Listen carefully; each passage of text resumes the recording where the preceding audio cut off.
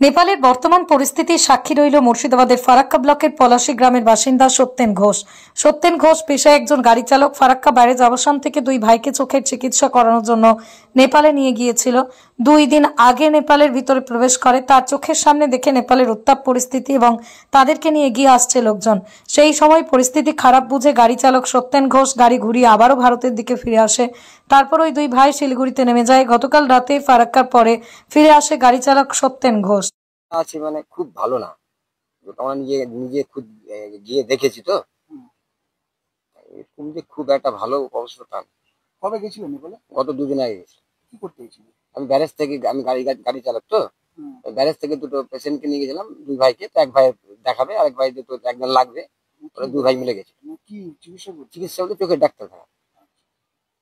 তারপর ওখানে কত মানে নেপালে কবে প্রবেশ করেছিল? আমরা পৌঁছেছিলাম পরশু দিন, গত 2 দিন আগে। বর্ডার হ্যাঁ, বর্ডার ক্রস। আমরা তো আর জানি না ঝামেলা টামেলা হয়েছে ওখানে। এবার বর্ডারে আমাদেরকে বলছে যে তোমরা জেনে শুনে কেন আসলা এত দূর থেকে। আমরা স্যার আমরা জানি না। তো বলছে ঠিক আছে, যাচ্ছ যাও, কিন্তু বেশি দূর যাওয়া যাবে না।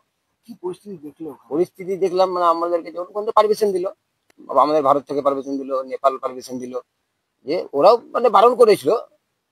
তারপরে আমরা গিয়ে যাই ডাক্তারের কাছে। আবার আরবারে যখন আরেক জায়গায় চেকিং করলো, চেকিং করার পর দেখা জানা है। डॉक्टर देखा ना आपका, बोलता है नहीं इधर तो आप लोग का आना ठीक नहीं है ना, अभी तो इधर आप लोग को मालूम है इधर झमाला वमाला चलता है, तो देखो अगर जल्दी जल्दी हो गया तो डॉक्टर दिखा के निकल जाओ। কারণ লোকে মানে নেপালের রাস্তায় কেমন উত্তপ্ত, যেখানে আজকে তারপরে দেখছি কিছুটা দূরে দেখছি প্রচুর হারে করে দেখতে পাচ্ছি, পাবলিক দেখতে পাচ্ছি রোডে জায়গা জায়গা ধোঁয়া টোয়া উঠছে। তারপরে দেখছি যে কিছু কিছু লোক মানে গাড়ি ফাড়ি দেখে, আমাদের গাড়িটাই ছিল ওখানে, আদার্স কোনো গাড়ি কিন্তু ছিল না। আর 2-4টা গাড়ি রোডের সাইডে, ওদের লোকাল গাড়ি, নেপালের গাড়ি সাইডে লাগানো ছিল। আমাদের গাড়ি যখন দেখি রোড থেকে আসছে, ভারতীয় গাড়ি। হ্যাঁ, বাইরের গাড়ি তো, এইগুলো গাড়ি তো ওইদিকে খুব কম চলে, স্করপিও। আমাদের গাড়ি দেখে কিছু কিছু লোক দেখছি এগিয়ে আসছে। তখনই আমাকে ওখানকার পুলিশটা বললো যে তুমি এইদিকে দিয়ে ঢুকে গিয়ে আগে গিয়ে দেখো হসপিটাল টসপিটাল আছে, ওইদিকে গিয়ে তোমরা নেমে দেখো, পরিস্থিতি যদি ভালো হলো দেখাও, না হলে তোমরা বেরিয়ে যাও। দিয়ে আমরা ভয়ে ওখান থেকে না দেখিয়ে দেখিয়ে আমরা কোন রকম আবার ভারতের বর্ডারের দিকে এসেছি। আপনাদের কোন লোক তাড়া করেছিল? তাড়া করে বলতে কি, দূর থেকে তো আমরা ওটা বুঝতে পারছি না, কিন্তু লোক এগিয়ে আসছে, শয়ে শয়ে লোক। হ্যাঁ, শয়ে শয়ে লোক আসছে, মানে ওরা হেঁটে হেঁটে। আমরা ভয়ে, আমি কি ভয়ে গাড়িকে কোন রকম ভিতরে গিয়ে। নেপালের সেনাবাহিনী আপনাদের অনেক সাহায্য করেছে? হ্যাঁ, করেছে। ওরা বলেছে যে লোককে ইধর আনা আনা নাই चाहिए था।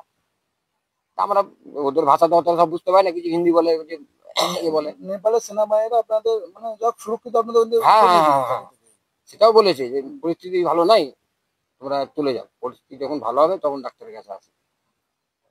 তারপর ওখান থেকে আবার কখন বেরোবে? ওখান থেকে আমরা বেশি দূর জানি, কিছুটা গিয়ে আগে পরিস্থিতি দেখে বাই চান্স যদি ওদের ওদের বিষয়ে চলে আসে, আমরা অন্য রাস্তা দিয়ে ওখান থেকে কোনো রকম বেরোতে পারবো। লোকাল রাস্তা চিনতেও পারবে না? না না না না, লোকাল রাস্তা চিনতে পারবো না। আর রাস্তা আমরা যেখানে ভারত বর্ডার গেলে আমাকে ওই ওই এক ব্রিজের উপর দিয়ে যেতে হবে, ব্রিজ আছে। কোনটাতে ঢুকেছিল? আমরা পানি ট্যাঙ্কি হয়ে গেছি। তারপর ওখান থেকে কত সময় বেরোলে আবার? ওখান থেকে আমরা মোটামুটি কতক্ষণ ছিলে? আমরা খুব জোর 15 মিনিট। বলবো। হ্যাঁ, কারণ ওখানে যা পরিস্থিতি দেখলাম, আমাদের থাকার মতন পরিস্থিতি নাই। আর যেহেতু আমরা বাইরে, ওখানে আমাদেরকে কেউ কেউ মারবে, কি করবে, কে সাহায্য করবে? তখন বললো তোমরা জানো অশান্তি লেগেছে, ওরা আসলা কেন? ওই কারণে ভয়ে আমরা বেরিয়েছি। তারপর যে দুই ভাই যা চিকিৎসা করতে, তারা কোথায়? তাদেরকে ওখান থেকে বেরিয়ে আমি শিলিগুড়ি নিয়ে গেলাম। শিলিগুড়িতে ওরা বললো যে চলো, ওখানে যদি সেরকম ভালো ডাক্তার পাই তো ওখানে দেখিয়ে নেবো, না হলে এখানকার যা পরিস্থিতি দেখলাম আমাদের ভালো লাগে না, আমাদের ভয় পাচ্ছি। আমি শিলিগুড়িতে ওনাদেরকে সামনে একদিন হল্ট করে গাটা কোনো হোটেলে বাস স্ট্যান্ডে নামিয়ে আমি গতকালকে রাত্রে বাড়ি ফিরে গেছি। এখনো কি আতঙ্ক লাগছে? লাগছে, ঘুমাতে গেলে ওই দৃশ্যটাই মনে আসছে, আমরা কিভাবে বেরালাম, কিভাবে গেলাম ওখানে, ওই দৃশ্যটা এখনো চোখেই ভাসছে। তোমার নাম? সত্যেন ঘোষ।